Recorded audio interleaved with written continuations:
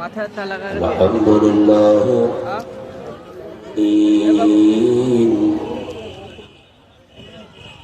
والعاقبة للمتقين والصلاة والسلام على رسوله الكريم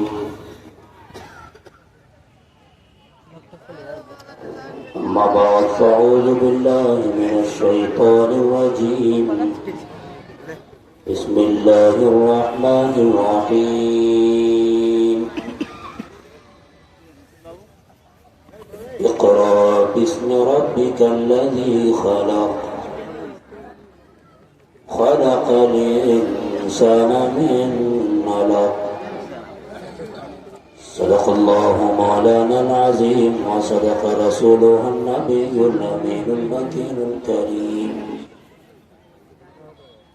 ونحن على ذلك لمن الشاهدين والشاكرين والحمد لله رب العالمين.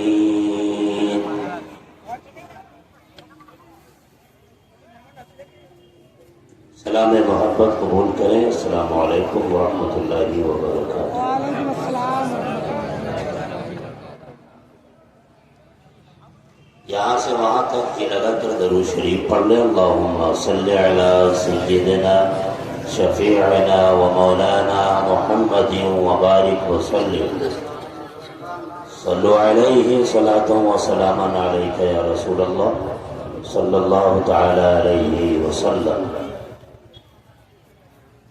شاعر ارض العزیز پیکر اخلاص و محبت عالم نبیل فاضل جلیل حضرت علامہ مولانا ارشاد عالم معطر دیناجپوری صاحب کی دعوت سے محبت پر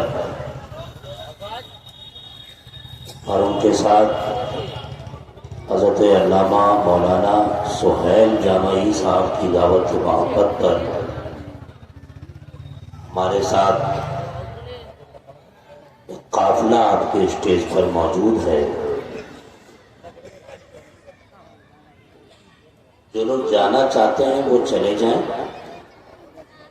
جو لوگ بیٹھ کے سننا چاہتے ہیں وہ بیٹھ جائیں.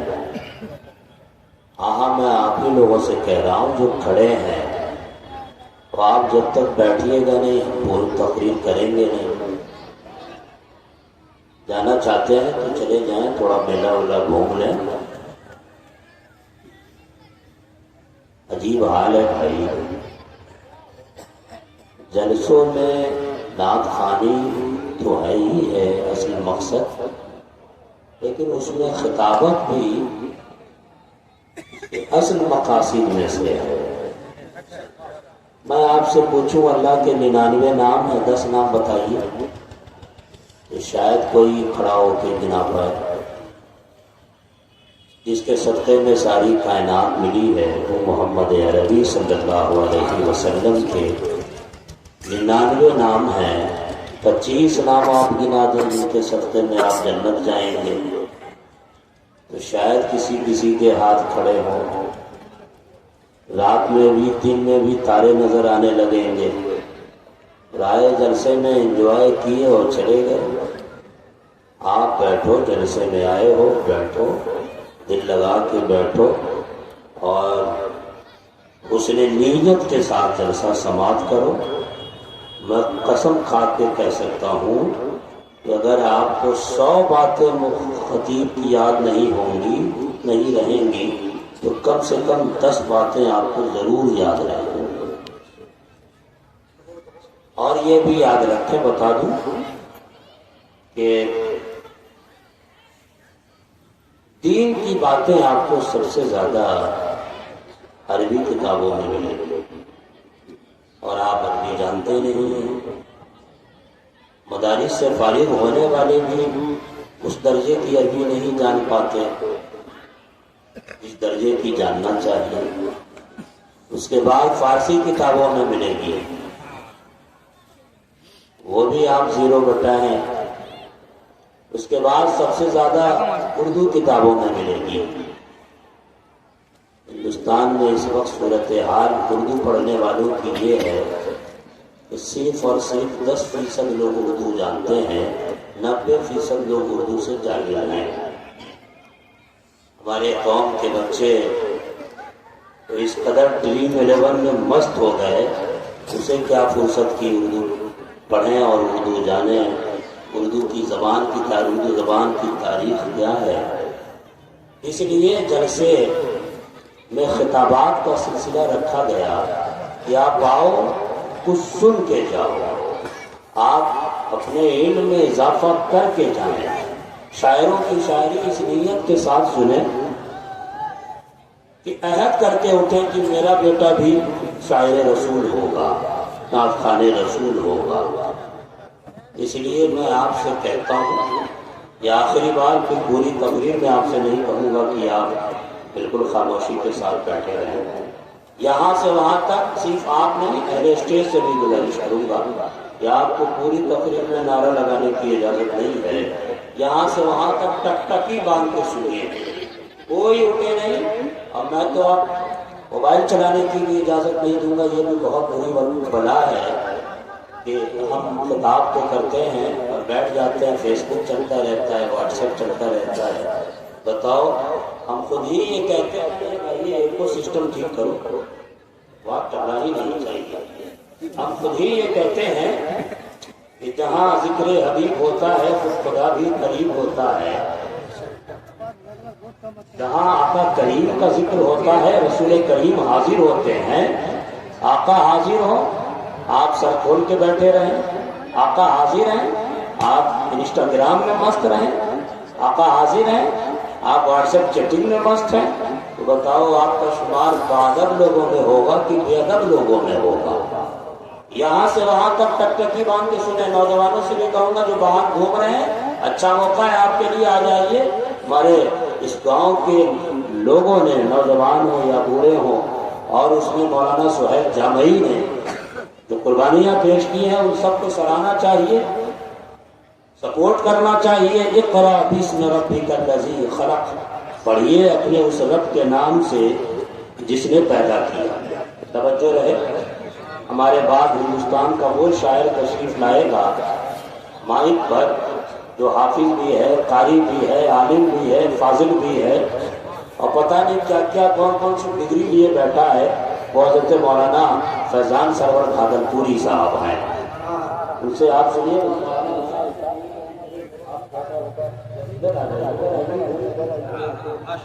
انسان معطر ہے۔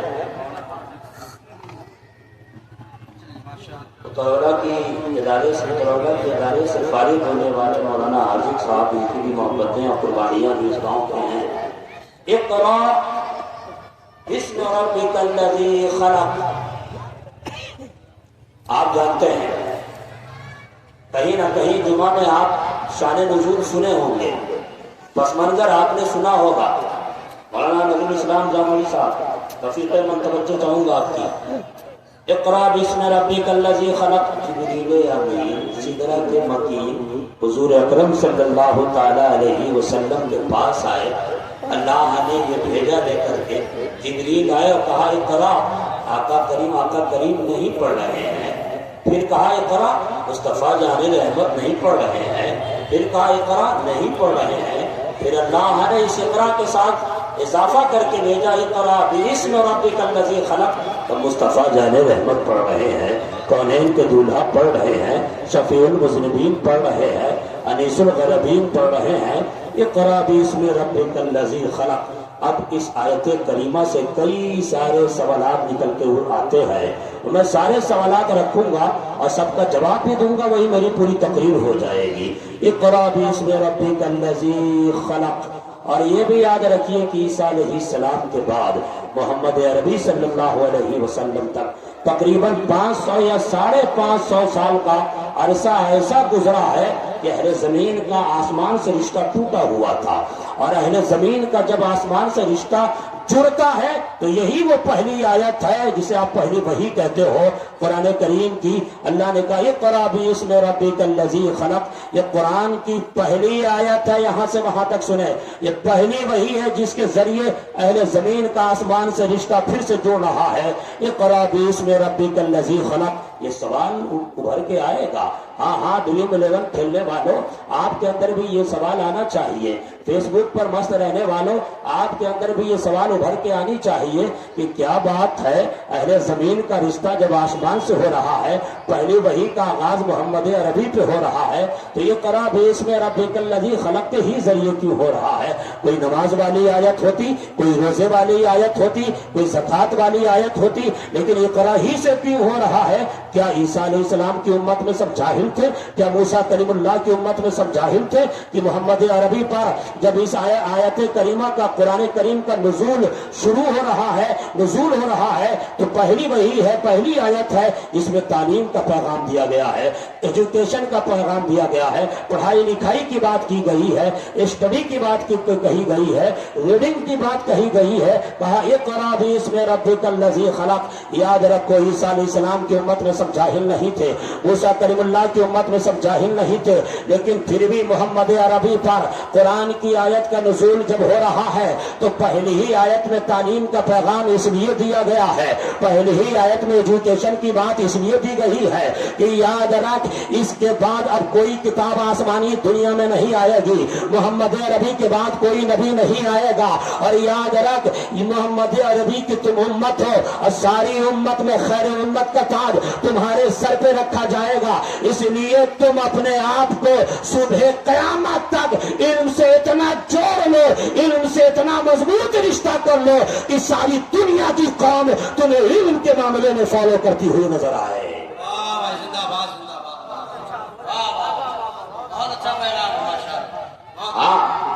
کیا بات ہے؟ کیا آپ میٹرک کیے، جری کے کام میں لگ گئے؟ آپ انٹر کیے، جری بیک کے کام میں لگ گئے؟ آپ نے صرف ناظرہ قرآن پڑھ لیا، سمجھ گئے کہ اسلام کا نصاب ہم نے سمجھ لیا ہے؟ ہم آپ کو بتاتے ہیں اسلام کے علم کا نصاب کیا ہے وہ سن لیجئے۔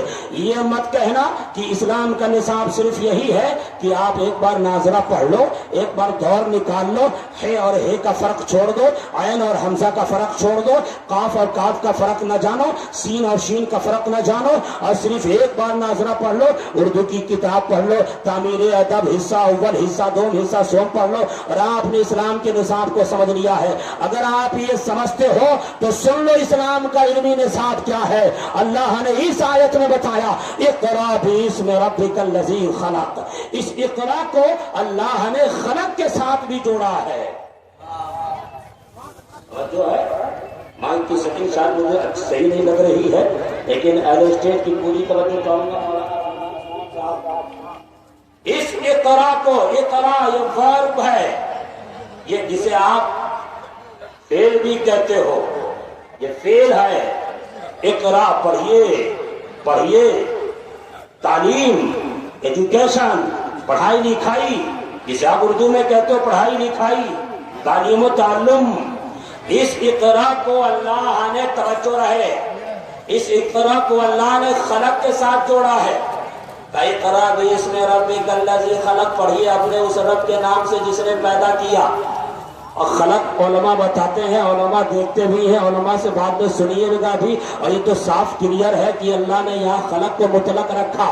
یہ نہیں کہا کہ اقرأ باسم ربک الذی خلق الارض، یہ نہیں کہا اقرأ باسم ربک الذی خلق الافلاک، یہ نہیں کہا اقرأ باسم ربک الذی خلق الکواکب، یہ نہیں کہا اقرأ باسم ربک الذی خلق الشمس والقمر، یہ نہیں کہا، بلکہ خلق کو مطلق رکھا، اس لیے کہ اگر یہ کہتا پڑھو اس رب کے نام سے جس نے آسمان کا شامیانہ لگایا، پڑھو اس رب کے نام سے جس نے زمین کا بچھونا بچھایا، پڑھو اس رب کے نام سے جس نے شمس و قمر کے چراغ آویزہ کیے، پڑھو اس رب کے نام سے جس نے تریوں کو چٹک دی ہے، پڑھو اس رب کے نام سے جس نے شیشوں کو چمک دی ہے، پڑھو اس رب کے نام سے جس نے بھونوں کو گنگناہٹ دی ہے، تو لوگ یہ سمجھ سکتے تھے کہ اللہ نے اس اقرأ کو خلق الارض، زمین کے ساتھ جوڑ دیا ہے، تو اب ہمیں صرف علم ارضیات ہی حاصل کرنا ہے، ہے. لوگ یہ سمجھ سکتے تھے کہ اقرا کو اللہ نے خلق الافلاق کے ساتھ جوڑا ہے تو علم فلکیات ہی حاصل کرنا ہے. لوگ یہ سمجھ سکتے تھے اگر خلق الشمس والقمر کہتا اللہ تو لوگ یہ سمجھ سکتے تھے کہ ہمیں صرف چاند و سورج کا علم حاصل کرنا ہے.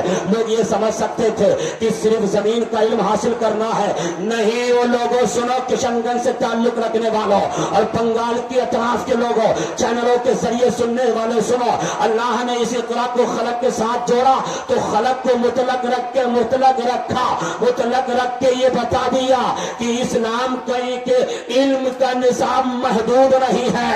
یاد رات اقرا باسم ربک الذی خلق، خلق پروس رب کے نام سے جس نے پیدا کیا. تو اللہ نے کہا شمس و قمر میں نے ہی بنایا ہے، چاند و سورج میں نے ہی بنایا ہے، آسمان کو میں نے ہی بنایا ہے، زمین کا بچھونا میں نے ہی بچھایا ہے، کلیوں کو چٹک میں نے ہی دی ہے، شیشوں کو چمک میں نے ہی دی ہے، کائنات کے ہر ذرے کو میں نے پیدا کیا ہے. تو لوگوں سنو، اس اقرا کو کائنات کی ہر چیز کے ساتھ جوڑ دینا. جب تک اس دھرتی پر زندہ رہو گے ہر طرح کا علم حاصل کرتے رہو.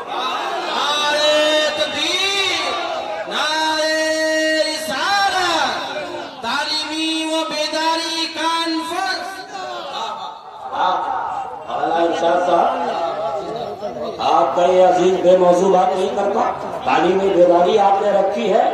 آپ یہ سمجھیں، یہ مت سمجھیں کہ صرف اور صرف قرآن ایک بار پڑھ لیا اور علم کا نصاب حاصل کر لیا. علم کا نصاب سمندر ہے. اقرا کو خلق کے ساتھ اللہ نے جوڑا اور خلق کو مطلق رکھا.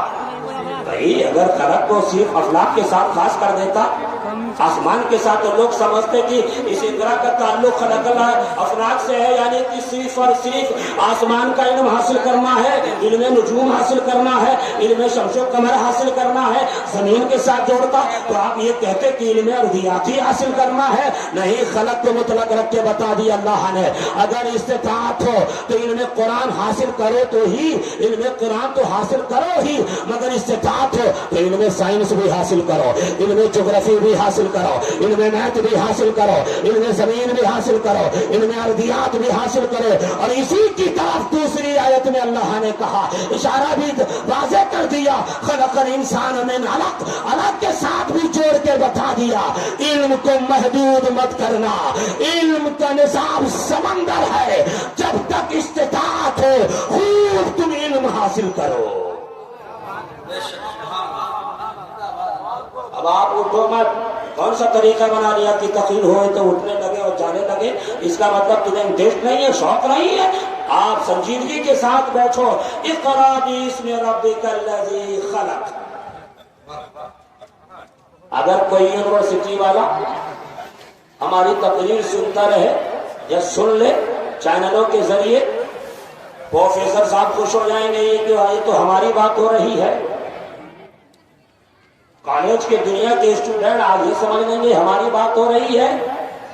تو ایک بات اور اسپشٹ کر دوں، کلیئر کر دوں، اللہ نے علم کا نصاب بتا دیا کہ علم اسلام میں جو علم ایجوکیشن ہے اس کا نظام محدود نہیں، لامحدود ہے.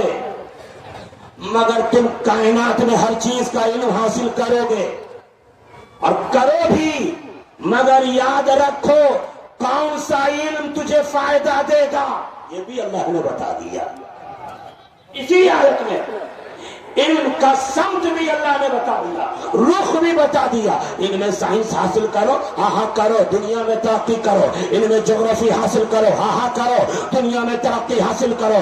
تم جامعہ ملیہ میں بھی پڑھو، علی گڑھ میں بھی پڑھو، آکسفورڈ میں بھی پڑھو، دنیا کی ہر یونیورسٹی میں پڑھو، تاکہ خوب پڑھو. مگر اگر خمار سوار ہو جائے، ہم تو قابل کی جڑ بن رہے ہیں، تو یاد رکھ علم کا نصاب اللہ نے جہاں بتایا وہی علم کی سمت بھی بتا बता दी, इल्म का रुख भी बता दिया कि तुम्हारे लिए कौन सा इल्म मुफीद है, कौन सा एजुकेशन मुफीद है, कौन सी तालीम तुम्हारे लिए फायदेमंद है। अल्लाह ने इस इक़रा को जहां खलक के साथ जोड़ा, वही इस इक़रा को इसमें रब्बी के साथ भी जोड़ दिया।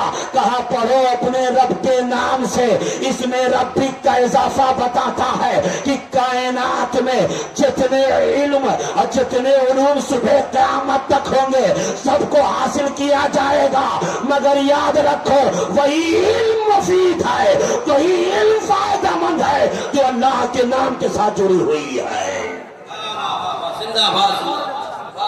इक़रा बिस्मि रब्बिक, पढ़ो अपने उस रब के नाम से। क्या पता चला, क्या पता चला? इनमें कुरान हासिल करने वाला इसमें रब्बी के साथ हासिल कर रहा है, अल्लाह के इसम के साथ ये तालीम जुड़ी हुई है। इनमें हदीस हासिल करने वाला अल्लाह उसके इसम के साथ ये इल्म का ताल्लुक है। इनमें हदीस हो, इनमें फिक़ह हो, इनमें साइंस, इनमें मैथ हो, इनमें मंतिक हो, इनमें उसूल हदीस हो, इनमें उसूल फिक़ह हो। लेकिन याद रखो ये आयत ये भी बताती है अगर तुम इल्म साइंस हासिल करो तो ऐसा नहीं कि तुम गफलत के शिकार हो, नहीं, इसमें रब्बी का इजाफा बताता है कि दुनिया में जो इल्म हासिल करना चाहते हो करो, मगर हुस्न नीयत ये रखो इस इल्म के जरिए अल्लाह की मार्फत हासिल करनी है। तो जो इल्म हो अगर मार्फत रब की नीयत से किया जाए वही इल्म तुम्हारे लिए मुफीद है। सुभान अल्लाह। ये है तालीमी बेदारी। बेदारी से कहते हैं किस तरह के मौजू पे बात की जाए। नीयत ये हो कि अल्लाह की मार्फत हासिल करनी, अल्लाह का कुर्ब पाना है। इक़रा बिस्मि रब्बिकल लज़ी खलक़। और हाँ, बहुत सारे अपनी दोनों लोग बैठे हैं, मौलाना आलम साहब और मैं दोस्त खास तवज्जो लेना चाहता हूँ। बहुत सारे ऐसे आलिम भी हैं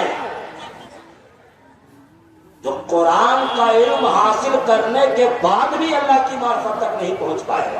अल्लाह कोशिश करते हैं, इसलिए इसमें रब्बी का इजाफा बताता है कि कायनात में हर उलूम को तुम हासिल करो, मगर नीयत इन्नमल अमालु बिन्नियात, नीयत ये हो कि अल्लाह की मार्फत हासिल करनी है। इसलिए मुझे कोई डर नहीं है जुमला बोलने में। अगर खालिस इनमें साइंस पढ़ने वाला, अगर इनमें साइंस पढ़कर इनमें अंग्रेजी लेने वाला, इनमें अंग्रेजी पढ़कर अल्लाह तक पहुंच जाए वही इल्म उसके लिए मुफीद है। अगर कोई मदरसे में पढ़ने वाला मदरसे से पढ़कर अल्लाह की मार्फत ना हासिल कर पाए, कोशिश भी न करे, हम ये समझते हैं उसका ये इल्म में मुफीद नहीं है। मखदूम जहां जिनके छत्र छाए तले हम बिहारी रहते हैं, मखदूम शेख शरफुद्दीन यहया मनेरी, किशनगंज वालों कब कब बिहार शरीफ हाजिरी दिए हो, सुल्तानुल मुहक्किकीन 1700-1800 किताबों के मुसन्निफ, दुनियाए विलायत में कैसा नाम, जिन्होंने बहुत सारी किताबें लिखी हैं, वो अपने मकतूबात में लिखते हैं कि दो तरह के उलमा पाए जाते हैं, एक उलमाए दुनिया और एक उलमाए आखिरत। कहीं न कहीं ये इशारा है साफ तौर पर मदरसे में पढ़ भी लिए मगर मार्फत रब नहीं है, न कोशिश कर रहे हैं। यही लोग उलमाए दुनिया हैं। और कहा उलमाए दुनिया से तुम ऐसे ही भागो जैसे तुम शैतान को देख के भागते हो। ये तालीमी बेदारी में हम इस बात की तरफ भी तवज्जो दिलाना चाहते हैं कि मदरसे में पढ़ो या स्कूल में पढ़ो, नीयत सिर्फ और सिर्फ ये होना चाहिए हमें अल्लाह की मार्फत हासिल करनी है। बहुत अच्छे माशाअल्लाह। और एक बात बताओ, इल्म की अहमियत, भाई काहे खासे गफलत में सोए हो, काहे आप पढ़ाई की तरफ नहीं आ रहे। یہ جلسے جلوس کو بھی لوگوں نے گھومنے پھرنے کا اڈا بنا دیا، افسوس ہوتا ہے۔ پہلے کے دور میں جلسے ہوا کرتے تھے صاحب، تو اگر کوئی غیر مسلم بازو سے گزر جائے تو اسلام لے آتا تھا۔ آج تو اپنوں کے اخلاق میں تبدیلی نہیں ہوتی ہے، فقط وجہ یہی ہے کہ جلسے میں آئے، انجوائے کیے، آدھے سے زیادہ مجمع روڈ پہ گھوم رہا ہے، انجوائے کیا اور چلے گئے، اسے کیا مطلب؟ یہی وجہ ہے۔ ارے غیر کو چھوڑو، اپنوں کے تہذیب میں اضافہ نہیں ہوتا ہے، اپنوں کے اخلاق میں بدلاؤ نہیں آتا ہے، اپنوں کے تمدن میں انقلاب نہیں آتا ہے۔ اس لیے اگر چاہتے ہو اپنے اندر بیداری لانا تو اپنے جلسے کو بھی خوبصورت بنانا ہوگا، مدرسے کو بھی خوبصورت بنانا ہوگا، اور اسکول قائم کر کے اسے بھی خوبصورت بنانا۔ علم کی اہمیت کا اندازہ اس سے لگاؤ، اس سے لگاؤ علم کی اہمیت کا اندازہ۔ اور پھر ذرا محاسبہ کر لینا کہ کتنا علم سے ہمارا تعلق ہے۔ آج تو بڑی آسانی ہے صاحب کہ موبائل ہے ہر شخص کے ہاتھ میں، اور جیو نے کتنا فضل کر دیا کہ فری کر کے اور بھی کمپنیاں فری کر دی۔ بھائی ٹک ٹاک پر اور شارٹ ویڈیو دیکھنے والوں، کم سے کم یوٹیوب کے ہی ذریعے دین مسئلہ جان لو۔ اچھے اپنے علماء کو، اپنے صحیح العقیدہ علماء کو سرچ کرو، سنو۔ یہ نہیں سنیں گے، ہم کو شارٹ ویڈیو میں ایسی ویڈیو چاہیے جس میں ہنسی مذاق ہو۔ ان سے رشتہ جوڑنے کا مطلب یہ ہے کہ آج کے دور میں اپنے فیس بک کو بھی علمی بنا دو، واٹس ایپ کو بھی علمی بنا دو، انسٹاگرام کو بھی علمی بنا دو، یوٹیوب کو بھی علمی بنا دو، پورے موبائل کو علمی بنا دو۔ زندہ باد،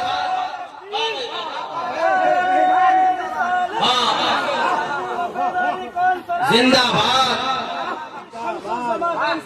زندہ باد۔ اب آپ ایک سوال کر سکتے ہو، نیوز ٹوڈے اردو کے ذریعے، دیگر چینلوں کے ذریعے بات جائے گی۔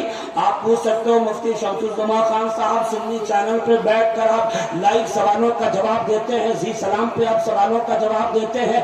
میرا بھی سوال کا ایک جواب دے دیجئے کہ یہ فیس بک کو علمی کیسے بناؤ، واٹس ایپ پہ علمی کیسے بناؤ؟ تو میں یہ کہوں گا کہ فیس بک پر جتنے فرینڈ رکھو سب پڑھے لکھے لوگوں کو رکھو، دانشوروں کو رکھو، پروفیسروں کو رکھو، اچھے عالموں کو رکھو، انسٹاگرام پر بھی انہی لوگوں کو رکھو، یوٹیوب پر بھی انہی لوگوں کو سنو۔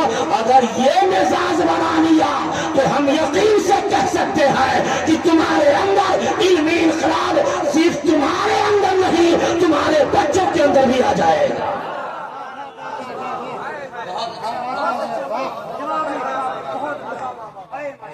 اقرأ باسم ربک الذی خلق، علم کی اہمیت کا اندازہ۔ ساتھیو من سنیے گا، علم کی اہمیت کا اندازہ اس سے لگائیے کہ اللہ نے جتنے نبی آئے ہیں، جتنے نبی ہوئے ہیں، 1,00,000 کم و بیش 24,000 جتنے نبی ہوئے ہیں، حضرت آدم ہو، حضرت شیش ہو، حضرت نوح ہو، حضرت ابراہیم ہو، حضرت یعقوب ہو، حضرت اسحاق ہو، حضرت یوسف علیہ السلام، موسیٰ کلیم اللہ ہو، عیسیٰ روح اللہ ہو، ابراہیم خلیل اللہ ہو، حضرت یوسف ہو، حضرت یعقوب ہو، حضرت ادریس ہو، جتنے نبی آئے ہیں، جتنے نبی آئے ہیں، آخر میں محمد عربی، آخر میں کونین کے دلہا، آخر میں شفیع المذنبین، آخر میں انیس الغربین، جامع عالمین، طہارہ یاسین، مکہ کی دھرتی پر حضرت عبداللہ کے گھر آمنہ کے کوکھ سے جنم لیے ہیں۔ ان سب لوگوں کو اللہ نے جو نعمتیں دی ہیں اس میں خاص نعمت علم کو رکھا ہے۔ ہاں دیکھو نا، حضرت آدم علیہ السلام ہے، فرشتوں پر اللہ نے فضیلت دی۔ قرآن نے کہا انبئونی باسماء ہؤلاء ان کنتم صادقین، علم ہی کی بدولت آدم علیہ السلام کو نبیوں پر فضیلت دی جا رہی ہے۔ حضرت یوسف علیہ السلام ہے، اللہ نے کہا ولما بلغ اشدہ آتیناہ حکما وعلما، علم کے غور رکھو۔ حضرت موسیٰ کلیم اللہ ہے، اللہ نے کہا ولما بلغ اشدہ واستوى آتیناہ حکما وعلما۔ حضرت عیسیٰ روح اللہ ہے، اللہ نے کہا وَإِذْ عَلَّمْتُكَ الْكِتَابَ وَالْحِکمَةَ وَالتَّوْرَاةَ وَالْإِنجیل، علم ہے. اب آؤ محمد عربی کی بارگاہ میں, مکی و مدنی تاجدار کی بارگاہ میں, بے کسوں کے کس کی بارگاہ میں, چارہ سازہ درد بندہ کی بارگاہ میں, محمد عربی کو جو نعمتیں ملی ہیں اس میں خاص نعمت اللہ نے جو رکھا 5ویں پارے میں اعلان کر دیا, وہ علم کما لم تکن تعلم وکان فضل اللہ علیک عظیما. اے میرے نبی, تم جو جو نہ جانتے تھے سب کچھ میں نے سکھا دیا ہے. نعرہ تکبیر, نعرہ رسالت, عظمت مصطفیٰ.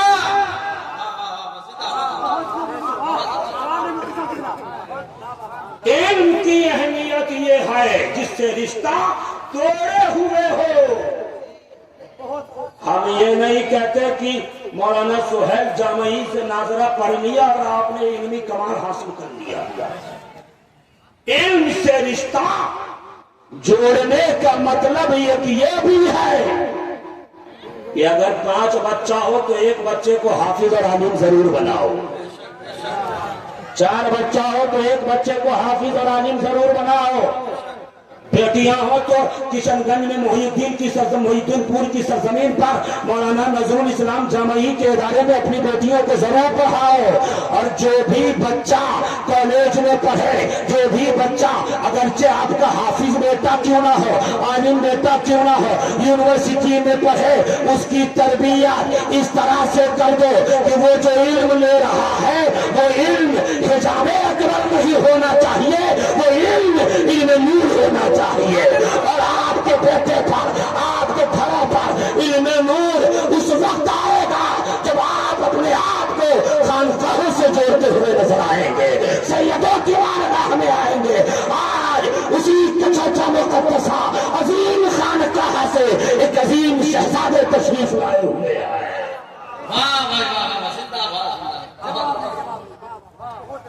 علم سے رشتہ جوڑو. مشائخین بھی, پیران اعظم بھی جب بیٹھے علم بانٹا. یہ غیبت, یہ چغلی, یہ اس کی باتیں یہ تو عام لوگوں کو اجازت نہیں دیتی تو خواص لوگوں کو کیسے زیر دے گی. نبی کی حدیث کہتی ہے, مولانا فیضان سرور جامعی صاحب میرے بات پڑھیں گے, حضور کی حدیث ہے, حضرت عبداللہ ابن عباس نے کہا کہ یا رسول اللہ بہتر ہم نشین کون ہے؟ بہتر ہم نشین, زور سے, ہم نشین, زور سے. اب میں بلوا رہا ہوں تو بول دو زور سے. یعنی ہم نشین کہتے ہیں کہ جس کے ساتھ میں بیٹھوں, بیٹھنا پسند کروں. یہ کہہ دیجئے کہ کسی دوست بناؤں تو آقا کریم نے کیا کہا سنا دوں, چھوڑ دوں؟ ارے بول دو بھیا, بلواؤں تو بول دو. آقا کریم نے فرمایا کہ یہ پوچھ رہے ہو کہ بہتر ہم نشین کون ہے؟ کہاں یا رسول اللہ؟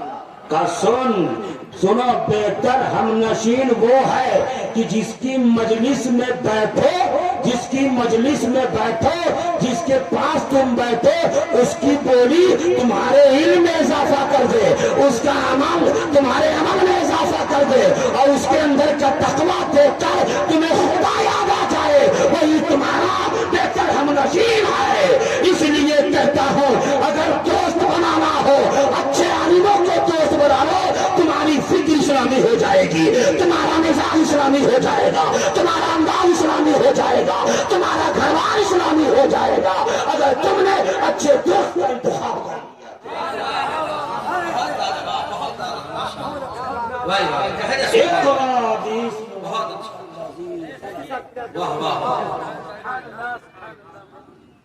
اقرا باسم ربک الذی خلق. اب اس کو بسم ربک الذی خلق پڑھتے ہیں, تاریخ پڑھیے اپنے اس رب کے نام سے.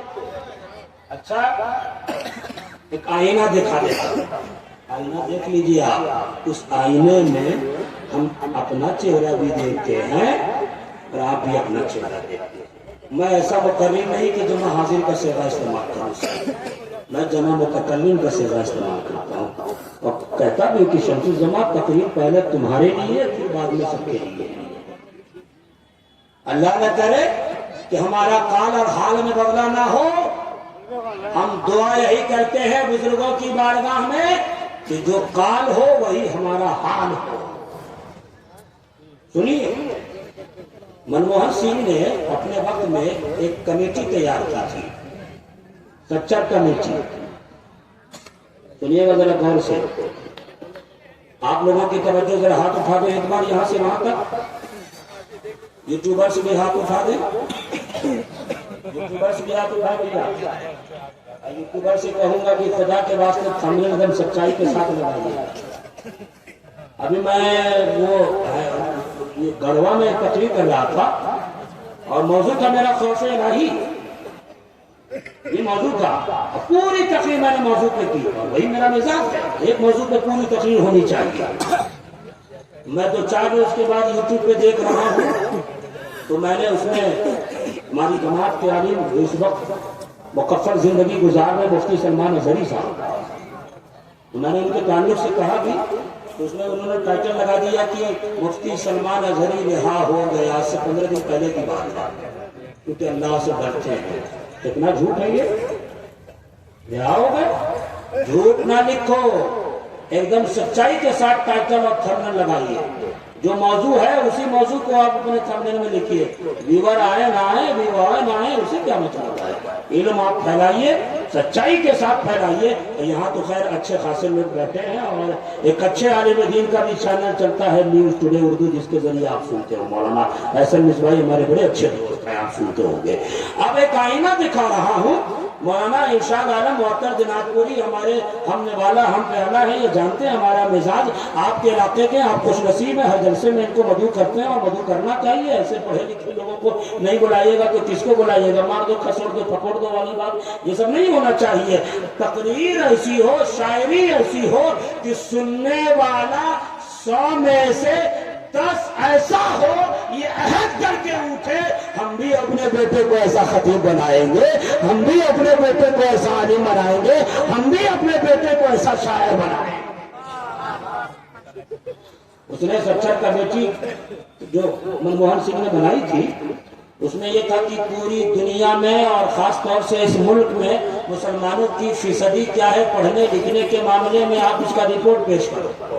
تو سچر کمیٹی جب رپورٹ پیش کی گئی تو کیا لکھا تھا سنیے. پیش کیا، اس نے کہا کہ ہندوستان تو چھوڑے، میں نے پوری دنیا میں مسلمانوں کی فیصدی دیکھی ہے، صورتحال دیکھی ہے، سروے ہم نے کیا ہے کہ مسلمان پڑھنے لکھنے میں کتنا آگے ہے. اس نے کہا تھا پوری دنیا میں مسلمان پڑھنے لکھنے کے معاملے میں صرف اور صرف 60% پڑھے لکھے ہیں، باقی 40% ان پڑھ ہیں، گوار ہیں.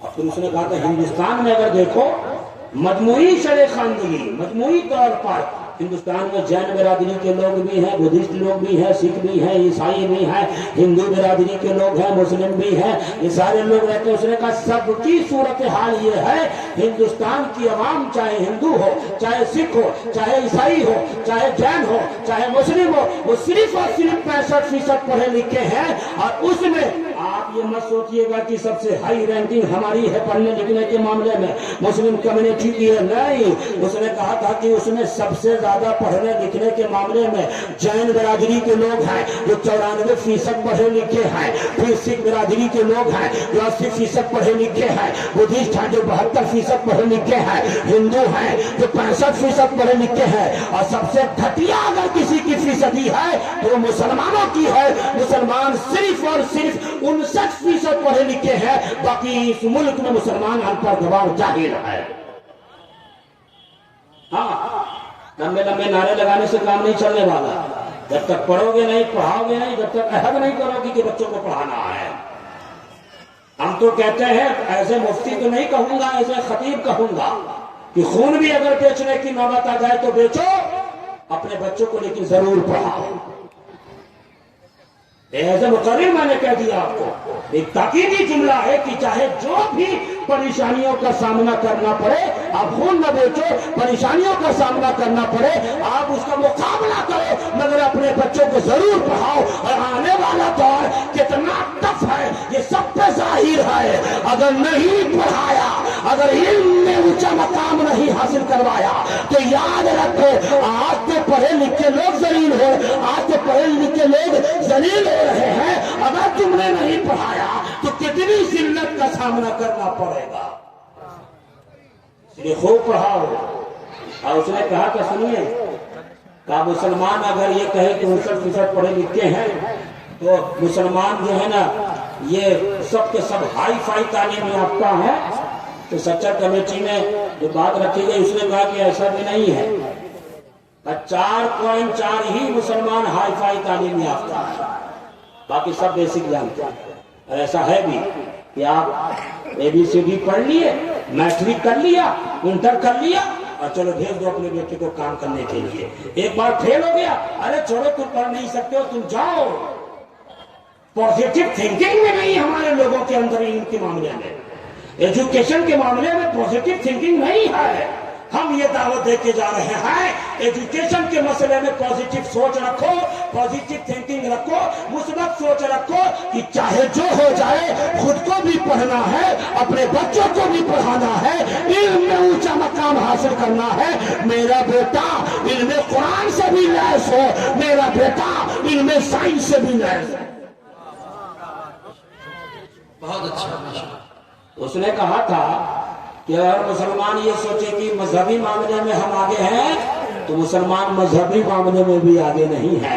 सिर्फ 4.4 ही ऐसे हैं कि कोई कोई मुफ्ती है, कोई कोई आलिम है, कोई कोई कारी है, कोई कोई मुफस्सिर है, कोई कोई मुहद्दिस है, कोई कोई फकीह है। अरे सब तो बेसिक जानते हैं, मकतब में पढ़ लिया और फिर समझ गए, इस्लाम का निसाब समझ लिया, फिर वो काम करने निकल जाते हैं या दूसरे रुख इख्तियार कर लेते हैं। याद रखो, अगर सुरखरुई चाहते हो तो इल्म से रिश्ता जोड़ लो। अगर इल्म से रिश्ता जोड़ोगे तो नबी का मुस्तफा आपके सामने है। आका करीम ने फरमाया, इल्म मुफीद हासिल करने जाओगे तो याद रख, इल्म मुफीद करने वाले उलमा वो है। अल्लाह के नबी ने फरमाया कि सिर्फ और सिर्फ समंदर की मछलियां ही नहीं, जमीन और आसमान के बीच में जो कुछ है इंसानी इन आलिमों के लिए वो सारी चीजें तो मग़फ़िरत करती रहती है। ये इल्म का मकाम है। अगर किसी को जाहिल कह दो, अगरचे वो जाहिल हो, वो नाराज हो जाएगा। अगर किसी जाहिल को आलिम कह दो वो खुश हो जाएगा। इसी से इल्म की अहमियत का अंदाजा लगा लो, इसी से इल्म की अहमियत का अंदाजा लगा लो।